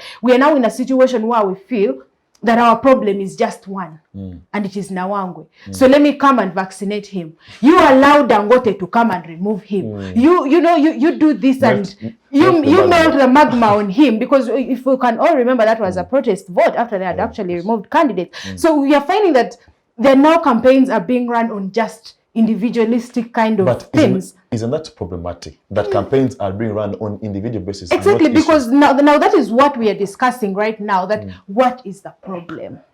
The problem in Makerere is who? The administration. And zeroing it down to now, it's the vice chancellor. That we have a kind of vice chancellor to whom you cannot say anything, because I think he feels he's now the father of NRM. So if you come and you either align with NRM or you're not, But then you're Shamim, completely off. Shamim, Kidega, let me to- finish, just to because hold you I've back, been in this I am position. struggling to see how the role the Vice Chancellor played in the scuffle between NUP and FDC. Where was the Vice Chancellor in all this? No, this is what we are talking about. Aren't we blaming the wrong No, people? now let me tell you, Kidega, Partly. this is something that we've been discussing ever since we sat here.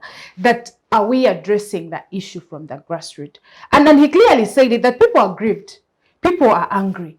And this is something that has been built over time. Yes. Personally, I sat on University Council when Mitchell Hall went and attacked UH. They broke all the glasses along the main road. And then when we sat there, I told them that let us go back and see what is actually behind these student fights. Why do people wake up at night and go to attack another hall?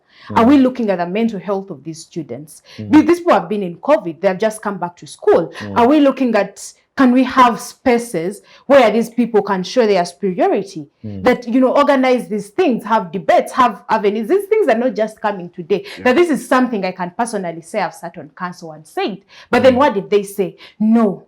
Identify the SCR. We are going to suspend them. Identify the culprits. All elders, we are going to suspend them. Actually, we had a heated up debate whether they should close Mitchell Hall or not. But that was not a solution. And now it comes back now to the administrative roles of these people. That are they doing their work in caring about the welfare of these students? And actually, you'll find that when we sit there, the welfare of students is just one, that when the Students' Affairs Committee has presented this, and then we discuss that.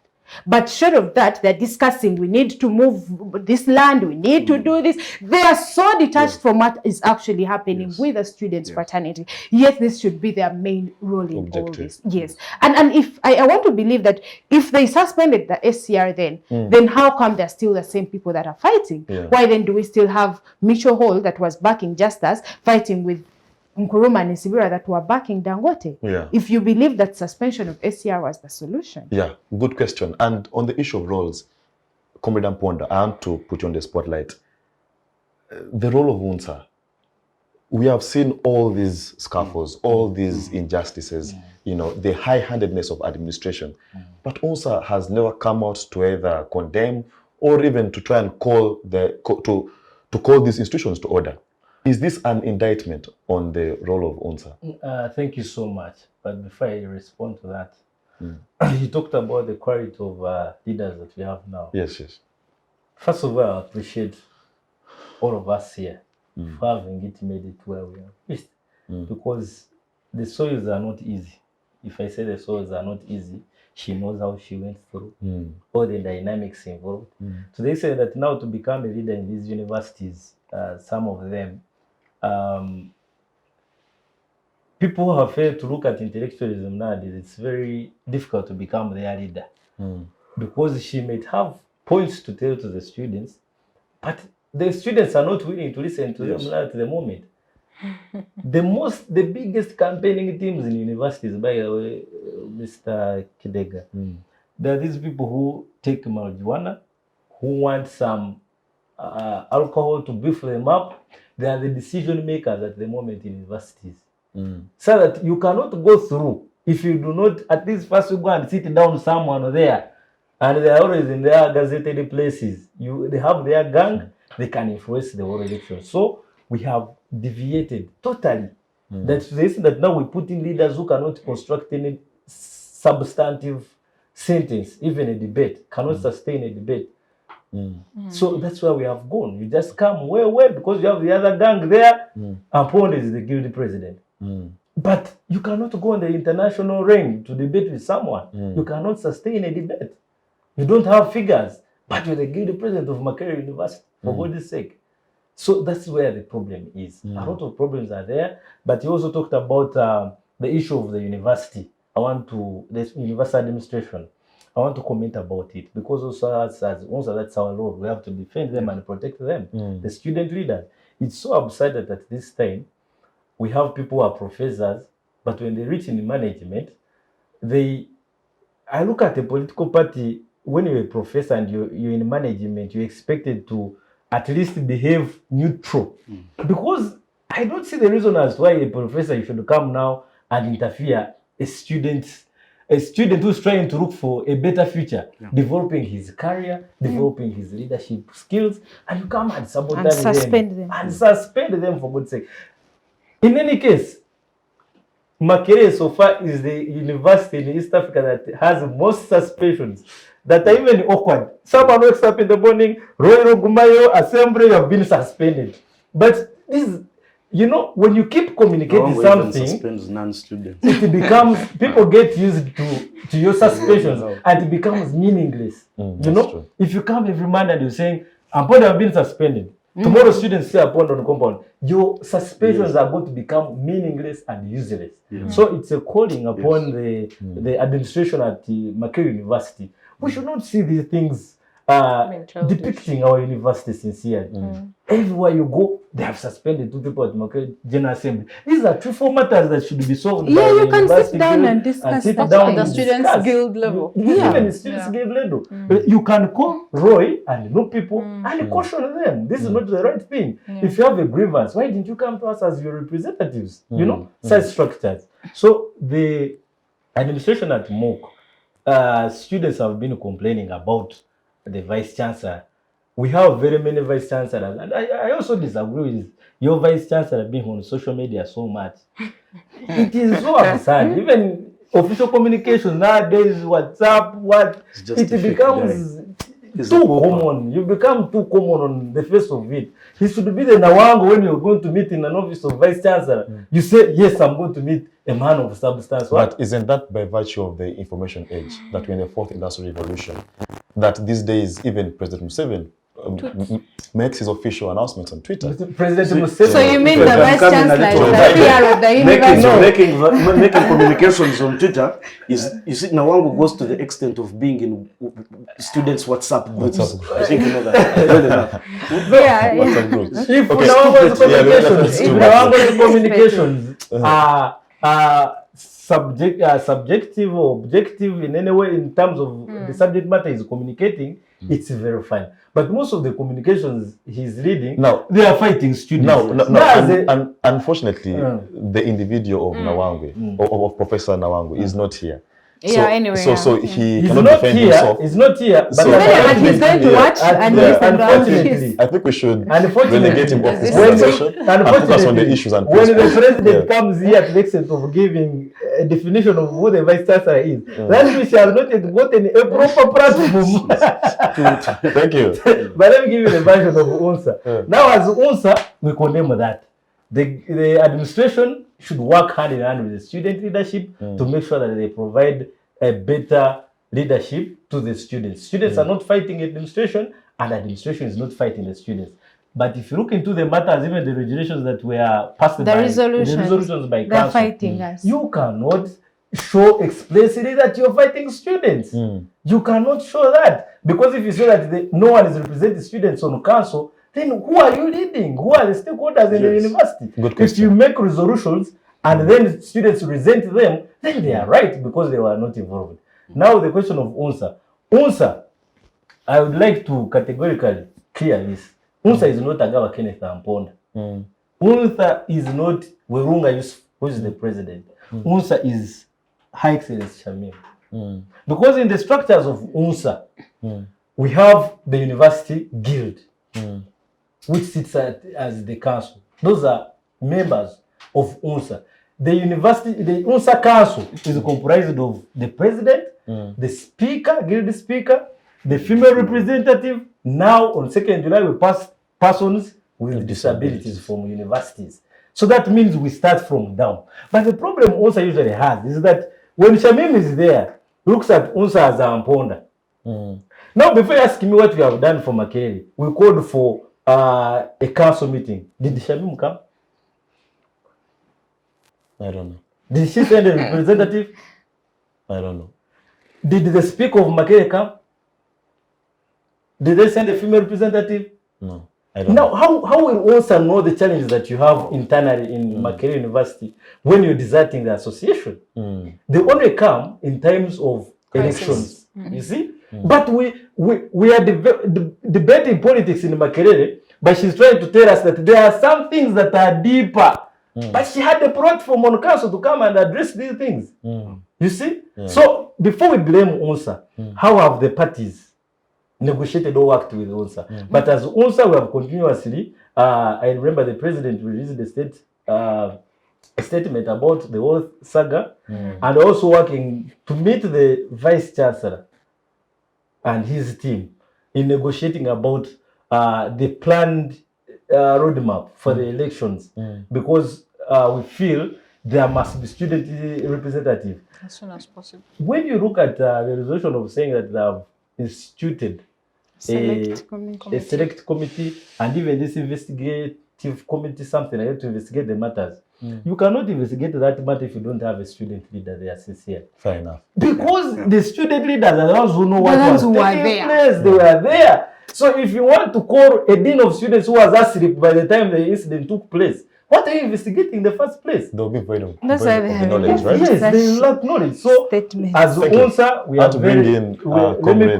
close for UNSA. As UNSA, we are ready to work with any institution. But institutional leaders should know that they are the delegates, they are the agents of UNSA. When Shamim is complaining, she's also complaining on behalf of all students in this nation. And for example, Makerere, for God's sake, these are our heads. If she makes a statement and President UNSA makes a statement, it has made be even more valuable than the President UNSA. Meaning you have a better platform compared to UNSA. Even Makerere presidents come and contest in UNSA to make it more relevant. If you're in the Makerere president and you're not participating in UNSA, then what is UNSA?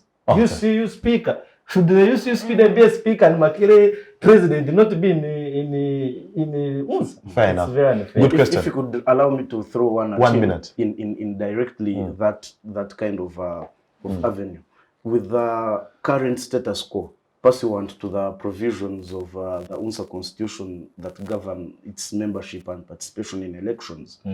Are representatives in Makerere going to participate with the current status quo in Makerere, because they seem to have no representatives? Because that's what UNSA we are fighting against. UNSA as a body, for it is supposed to make sure that the constitution that establish guilds in universities is respected. If Section 38 of the Institutions Act say that there shall be guild, there shall be a representation of students to the council, university council. For us, we look at implementation and supervision. If she finds a challenge in all that, she can give us a call. Here, I have this challenge. Then there must be that communication between these leaders. Very, very quickly, again, I am looking at a situation where, for example, Shamim is interested in the forthcoming UNSA elections. But Shamim is a delegate from MOOC, which MOOC, as per the status quo, has banned any student activity. So as UNSA, would you give him an accreditation to participate in the process? But for us, we are saying the council banning the guild leadership at Makerere University does not mean that Makerere University has no guild. For us, we look at them as valid valid leaders. We are in contradiction to the resolutions of the University Council. That's why we are saying they are not fair to the students. Fair enough. Thank you. Mariam, just finally to put you this question. You've managed to be at the helm of the mass leadership, and I believe that you maintained a cordial, sort of relationship with the administrators. So the question would be that what would be the ideal kind of understanding that the students must have with the administrators? Should it be a peer-to-peer association, or it should be a student-administrator relationship? I mean, how do we find that balance where we can work cordially, but also respecting that, okay, these are our seniors, but also the seniors knowing that these students are equally very important. So how do you go about with that kind of relationship? Yes. I'm going to start by talking about the administration's interference or involvement in students' politics, how students' leaders are actually elected. Okay. First and foremost, there should at no point be any involvement or interference of the university administration with the operations of how students are elected. The only way that the administration can participate in this process is just by observing, giving guidance, and this is directly through the patron, that is probably the dean of students. Yeah. But we should not say a situation whereby the VC is directly interfering in students' politics, or the US is directly interfering. Now, there are strict roles and responsibilities of all the different people in the universities, and it is very clear that dean of students directly deals with the students' leaders and the students, and he also has specific roles and responsibilities. Now, once the students have elected their chosen leaders, now usually it is through a partisan process. Now, after the election process, usually the issue of parties ends with the election process. Now, all students and even the oppositions and the entire camps that had come together to have this process now come together once again as students who have a selected winner, because ideally if one has been voted, then everyone must recognize that person and they are known as the leader. Now the issue of the parties ends there. Now from that moment going forward, the administration no longer sees this individual as coming from this party or as coming from the other camp. They see them as the guild president, the prime minister of Mast of Makerere. They don't see them as guild president coming from Noop of Makerere. They are strictly the leaders of the students. Now, when we also go into council, senate, all of us have roles and responsibilities. There's a guild, constitution. There's always a senate and council constitution, and the roles are there. The committees where the leaders should participate, and they should be given ample platform to air their views. Of course, many a time these things are written but are not implemented. We see scenarios whereby yes, you're in council, yes, you're in senate, but first and foremost, the ratio of student leaders to the other council or senate members can sometimes interfere with the students, because at times things go into a vote. Most of the time it's a vote. So your 2 student leaders and there are probably 30 other administrators. So it comes down to a vote. I remember one time in one of our council meetings when we were discussing whether we should have online elections, and it was coming down to a vote. I spoke in that council and I told them that there should come a point whereby one student leader's vote should maybe account for maybe 10 points, because by default you will debate, you'll say my students say this, and it's okay, we have heard you, now let's vote. Sure. And usually before they come to council or senate, they'll have a meeting. They caucus themselves. Yeah, they call each other at night. And then they come to and then they will come. So in the face of it, there will be that illusion of cordial relationship. There will be that illusion of democracy, one man, one vote. Exactly. That's what you're saying. That if possible, let the 2 leaders who come for students, they must have an outweighing voice. Yeah, no, Kidega, if it's democracy, then let's also look at the representation. That while I sit there as Shamim, I'm representing 40,000 students. Exactly. And you're there as Kidega University Secretary or just the DVCA and A. Exactly. So we can't, That you can't have the same voting rights. Exactly. But Disadvantages. on that thing of council, I think people did not envisage this. People were developing that council. They thought we would have objective people. We would have, because council is made up of bright people. Yes. Yeah. If something is in regards to students, you should have a personal, individual mind of debating Yes. that. But it's so unfortunate that council has been now politicized. People first make these individual calls, then in Gazette, and then fight against interests of students.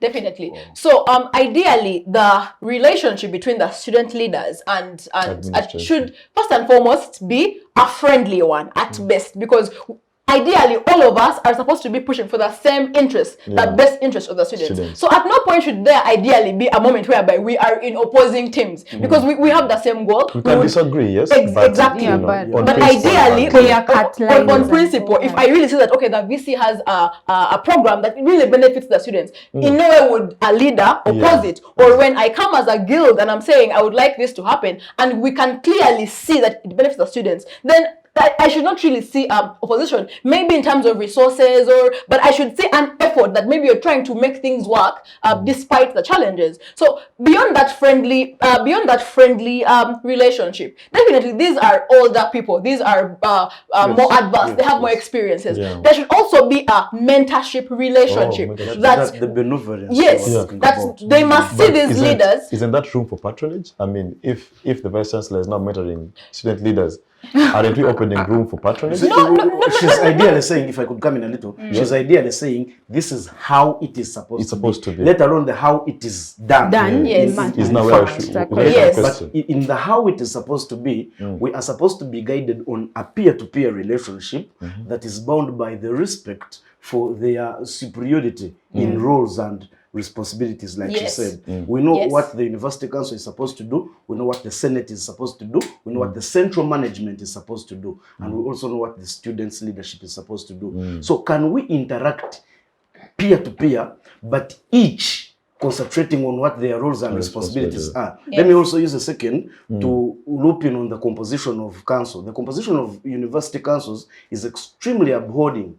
You have the greatest stakeholders, who are the 45K or 50K students, represented by Shamim and her vice. You have Nuwei, which is the now non-teaching staff, represented by 2 people. You have Muwasa, which is just a bunch of 200 something being represented by 2 people. You have convocation being represented by 2 people. You have student, the central management being represented by 7 people on council, you know? There is no Minister of Education sends a representative, Minister of Finance sends a representative, a public representative, government appointee. That's public, you know, have a convocation. That's alumni. So you find that a guild president is really at the mercy of the Vice Chancellor. Should they not want anything, nothing will ever pass at all. Because at the end, it is a process of take a vote.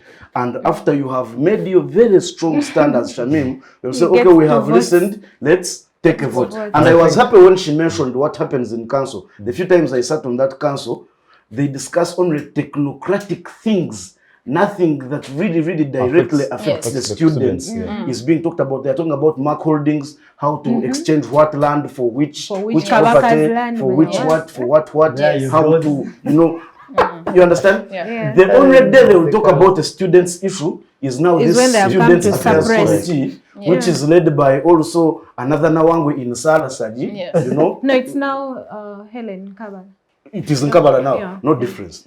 Any? There is somehow. Well, I don't think any difference. So when they come to present that report, is the only thing anything will be extended. These people were last students so many years ago. In the foregoing, let us make it very clear that thinking moving forward, it is going to be impossible for the University Council to enforce these resolutions without a backlash.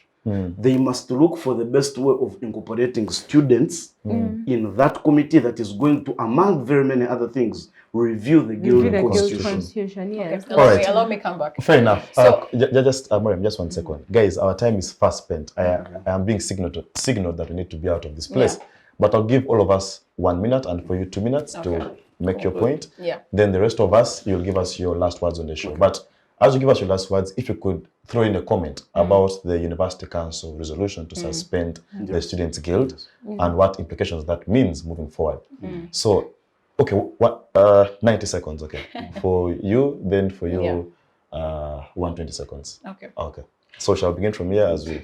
Yes. So as I was concluding last time, so the issue of the mentorship comes in because they have the experience and ideally they will be able to give that guidance. And as a mentor, you don't necessarily decide who a person is to be or what they want, but you guide them based on their interests and you just give them a sort of knowledge-based sort of outlook on how they should go about the different things. But to talk about the issue of the council, while there's a students' welfare committee, there are various other committees whereby students' leaders sit, and you're ideally given time to actually share and give your views on the different aspects. But the issue comes in that are the views that you give taken into account? Yes, you're in the estates committee, you're in the joint appointments board, but are you given time to actually speak, and are your views taken into account?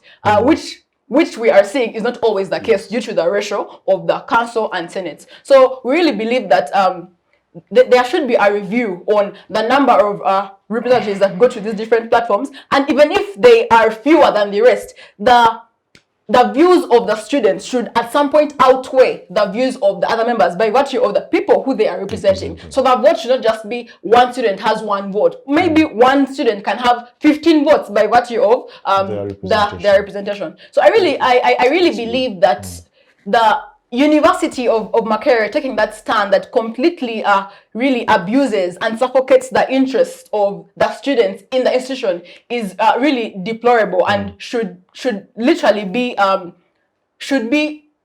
really called to account, because the university is there largely to support the progress of students. So if we see a situation whereby there is no trust in the administration, that the students cannot bask in comfort, that their interests will at all times be put first in council or in administration, that is going to be what's going to bring more situations of violence, because they don't believe that their views and interests are being advocated for. So Makerere University and all other institutions should at all times really fight for the actual essence of why they are there, to support students to have better possible outcomes, and that in itself supports the vision of the country 2040. So without the institutions having that good platform and environment for students and all other stakeholders to do their work, we are literally falling short of that vision. So we really believe that the nature of students' politics really is an amplifier for the whole vision of the country, and should be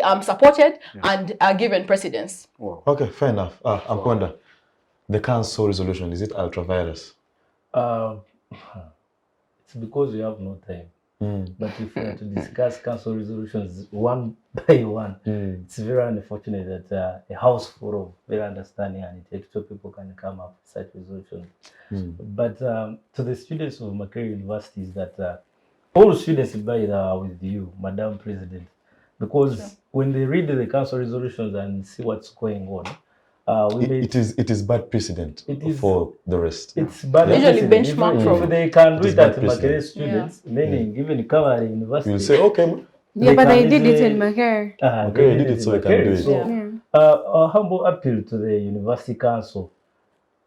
I've always told people that a university can stand without even administration if it has students and parents. Because we can advertise and get those administrators again. If we have to change them right now, we can have them. Now, is not the ultimatum of knowledge and wisdom of administration. So the challenge we have is that some people, when they assume office, they think, now I can sign anything, I have excessive powers, I'm above, I'm on topmost. But if we leave down our ego, both sides, even the students, I'm not saying that our students are the most behaved. We know we always have exchanges, we are never perfect. But if we can all put down our ego, that now we cannot meet the guild council and discuss with the guild leaders, that he has to first send there someone, that even students cannot agree with Nawango, we can reach at a time when we can normalize and harmonize through, these people have debated, they have ideas on how to change the political rallies, they have ideas on how to do what. But civic space is a platform, but their vice chancellor and administration, they are the best platform. So if they can't accord them that respect as student leaders to listen from them, then we are going nowhere. We shall always have these differences, but to the professors, this is the advice to the students. These professors have fought their battles. Sometimes you'll find even their children are not studying from Makerere University. Meaning most of the things that they pass, those policies that you look at as unfavorable to you, they are not impacting the lives of their children. Meaning for them, they have survived that. Now, what is the advice to the students? We should continue working together. Makerere as a university is big, but if we combine efforts and work with the UNSA, and we say that throughout UNSA Council, let all guild presidents now come as we have a diplomatic march to Nawangwa's what? Office. Diplomatic as a body. Makerere is big, but if it can fight its own wars alone, then you will not have the general sympathy from people. They always say that's how Makerere is. They are in wars now. But if we work together as all students' body, I believe that there will be no such problems. Because there are some institutions which UNSA has helped by going to their vice chancellors direct. But now I moved to Makerere, I don't know even any background that she has been talking about. I don't know the genesis of anything. So you'll find we have all those things. Let's work together. A student suffering in Makerere is your employer tomorrow, or can be your employee tomorrow. If they are suffering and not having quality education at the expense of people they are calling juntas, tomorrow it have an effect on you, or he may be your brother. We have brothers there and sisters. So let's work together. The Nawangwe effect or the administration effect at Makerere is not a Makerere issue alone. It's an issue to the students of this great nation. Wow. Yes, Madam President. Yes, thank you so much, Iculet and Amponda. And for my parting remarks, I want to make it clear and categorically stated that it is very unheard of for a group of administrators to sit down, come up with resolutions, I don't want to call them solutions, and decide on certain pertinent issues. For example, reviewing a student's guild constitution. And the constitution is very clear on who is supposed to amend it or who is supposed to make any changes in it. It's very unheard of for students' council, for the university council to sit and discuss issues without having student representation when they are making solutions or coming up with issues or anything concerning students. I think there it becomes very oblivious to it's now clear cut that it's administration versus students.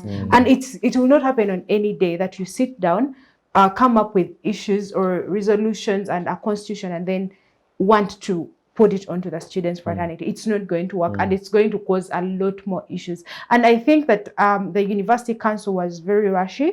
And while we may sit here and say University Council, I think it was a one-man decision because the letter came the previous night and then they sat and still came out with the same resolutions. So that only indicates or implicates to us that it's actually just one person that sat down, was very angry, and then say, we're going to ban physical elections, we are going to ban students' leadership, we are going to ban this. And it's just, I think it just causes a lot more issues than it's supposed to actually solve.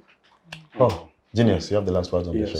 Thank you so much. So today we come here at the backdrop of having lost a student in a political campaign that turned violent. For a number of reasons, political campaigns and other students' activities in Makerere University have been very violent. But we now want to put this to bed once and for all. The university administration coming up with what looks like resolutions that bar the ability of students to foster their position in this whole situation is lackadaisical, it is suicidal, and it is counterproductive. What we can do is to, as students of Makerere University, my advice would be that they can take on a legal battle.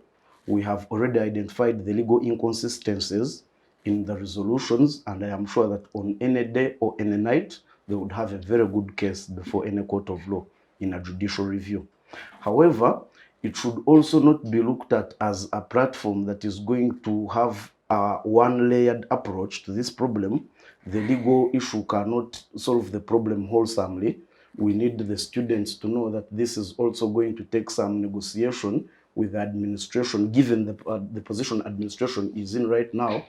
It is one thing to recover the students' guild, and it is another to recover its impact. You can quickly go to court and have the students' guild restored, but the administration can keep sidelining it and suffocating it. So it is unfortunate that the Vice Chancellor does not look like he wants to throw away the towel, even when his time is clearly done. But thinking moving forward, I want to advise my party, the NRM, to distance from the operations of the Vice Chancellor, because it is humiliating when on such platforms and on very many occasions we have overheard people attaching Nawangwe and all he does to NRM, even when we know that he does not do that because he is NRM. He does it because at the personal level he's a very, very poor administrator. So I pray that our party can be in the best spirit to detach itself from the operations of the Vice Chancellor, and to also make it clear that as the party we are interested in harmony, and coexistence of all students. We are happy that we were not part of the exact saga that led to the demise of the student that passed on, but we know that there is a bigger umbrella of the problem that also takes us in. So as a party, clearly our position is one that is non-violent, especially in engagement with students, because we look at students as the people who come in to replace. Now, when you look at the structure of NRM, the people that create the continuity are the people who are nursery bedded from these universities and other institutions of higher learning. Therefore, let us keep this conversation going on. Let us keep exchanging ideas. In the meantime, we are sorry that the campaign was unable to end in earnest, but we highly say that the administration has a lot to do with it, and let them do what is right, at least for now. Well, fair enough. Viewers, I cannot thank you enough for joining us on this episode of the Youth Roundtable. To the panelists, Comrade Genius, Comrade President Shamim, Comrade Kenneth Amponda, and Comrade Mariam, many thanks for sparing the time to be on the Youth Roundtable. To the production team, it's always a pleasure to have you, produce this show right on time. Well, my own opinion conclusively on this show is an incident that happened in 1933. After the First World War, students of the Debate Union of Oxford University sat down and agreed that they will not participate in any sort of violence. Of course, this was informed by their experience of the First World War. Well, shortly after that, the same students who had agreed not to participate in the violence were seen in the Second World War, and actually they were at the forefront. So we hope that this incident can bring us together and we can resolve not to make our politics toxic, but have more decorum in our politics as students. Well, this is all from the Youth Roundtable. See you next week, same time, same place. Bye-bye.